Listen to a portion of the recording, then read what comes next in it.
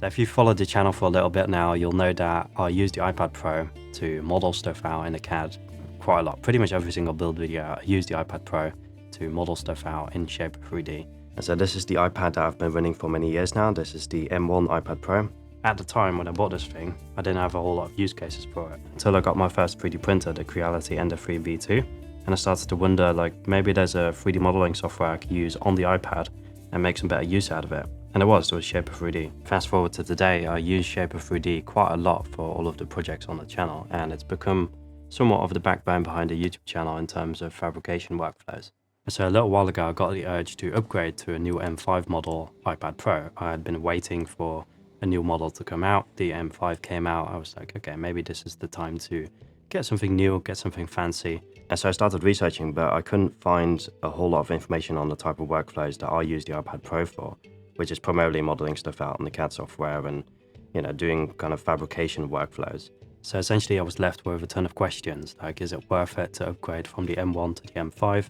Will I notice a big improvement in performance in Shaper 3D, which is the CAD software that I use? And also screen size, that's a big one actually. Would it be nice to upgrade to a 13-inch, or would that be really annoying because it's larger? I paid for both models with my own money, right? 2,300 euros is quite a lot of cash to drop on a device that perhaps doesn't really offer as much versatility as a laptop. But you can't really compare it to a laptop either. It's an iPad, it's a totally different device and it has totally different use cases. And I've personally found a use case that makes it very difficult to go from an iPad back to a computer because it's its own useful thing for me. One of the things that I was concerned about when going for the 13-inch model is it going to be too big? Is it going to slow me down? Because for the past 5 years I've been modeling on the 11-inch model, right? I have muscle memory attached to that device. Am I going to completely ruin that muscle memory by going to the 13-inch? And so the answer to that is, for me at least, absolute no. And I think I can highly recommend anybody to go for the 13-inch because it's so much more capable and it doesn't really hamper your movability or maneuverability in any way. But it just feels more immersive and it feels like you have more space and it feels like a device that isn't limiting. But it also doesn't feel like the larger model is any larger in sense of actual size. So I still bring it with me pretty much everywhere I go. It still fits in the same compartment in my bag. And that was one of the things that I thought, like, okay, but the 11-inch might be more portable. I could take it with me somewhere. And that's what a lot of other reviewers say. Like the 11-inch, you know, it's nice and portable. You can take it everywhere. And the 13-inch is being positioned as more of a production-heavy device, and you could do production-heavy tasks on here, which honestly you can do on the 11-inch as well. But then they claim that the downside of it is that it's larger and difficult to take with you, which in my case, I don't notice at all. That might also have to do with the case that I have around it. So I have this custom-built case with a bunch of ports in there, which increases the weight quite a lot. So I don't notice a difference between holding that smaller iPad Pro versus the larger one. Now, if you're interested in this custom-built case, you should definitely check out today's sponsor, PCBWay. PCBWay is a long-time supporter of the channel. They offer high-end manufacturing services ranging from PCB production and assembly, CNC machining, sheet metal fabrication, injection molding, and of course also 3D printing. So you get an instant quote for what something is going to cost, and then you send it off to be printed by them. You receive the package a couple days later. The benefit of PCBWay is that they use really high-quality machines, so the 3D prints that you receive are really high-end, almost like a product essentially. So definitely check them out. I'll have some links in the description down below, and special thanks to PCBWay for sponsoring this video. So with this new M5 iPad Pro, I've also upgraded to the new Apple Pencil Pro, which is a little bit different. It, marks the icons before you actually click them. So when you hover over them, you can see them light up. Sometimes it stresses me out a little bit because I'm hovering over this stuff and everything lights up. It also has a little button here, so when I press it, you get haptic feedback. In Shaper 3D, this doesn't really seem to be doing anything, so I'm not sure if you can assign that in some kind of way. And in terms of actually using a pencil to draw stuff out in a CAD program, for some reason it feels very natural to me and it feels very intuitive. Now, I'll note that I haven't had a whole lot of experience in modeling stuff out in CAD with a mouse and a keyboard. Now, a worthwhile question that I receive quite often is, isn't it painful to work on an iPad Pro for so long, when you're doing modeling sessions or CAD drawing sessions? In general, it's comparable to a computer. You take breaks, you fidget around with the pencil, for example, and with a mouse, I experience quite a lot more cramps because somehow it's a lot less natural of a position.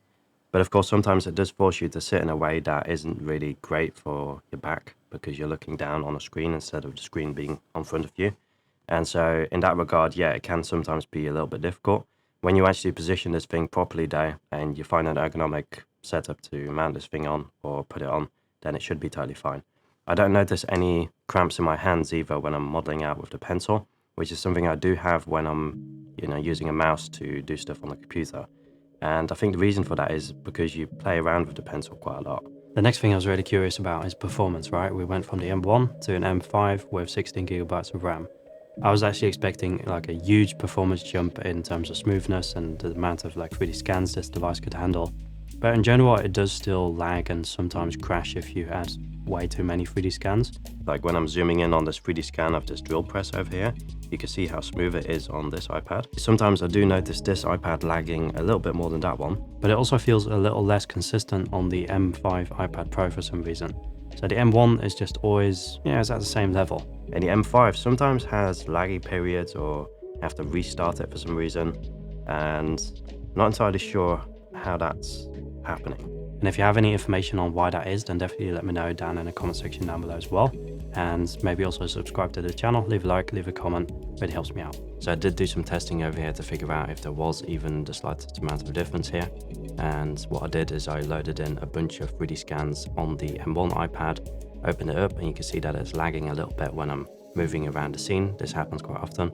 And then I switched over to the M5 iPad Pro, same scene, and zooming in again, and you can see that it's a little bit better.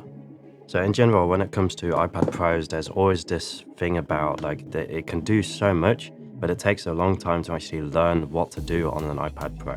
I enjoy this, but I don't use it a whole lot for video editing anymore or that kind of stuff because I feel I haven't really found a flow in this type of stuff. Some small details that you might not consider to be useful until you actually use the device. For example, they moved the camera to a horizontal position, so when you're holding it horizontally, it can still use Face ID. That is amazing to me because in the prior iPad, I would always use it in a horizontal position and I'd have my thumb covering the camera. Another important consideration is storage. So I went for the 1TB model over here instead of the 256GB model on the M1.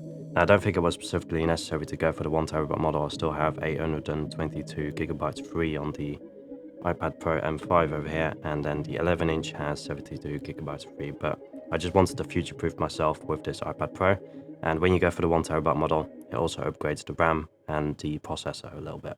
Especially with these newer M5 iPad Pros, they have a ton of potential and a ton of future potential as well.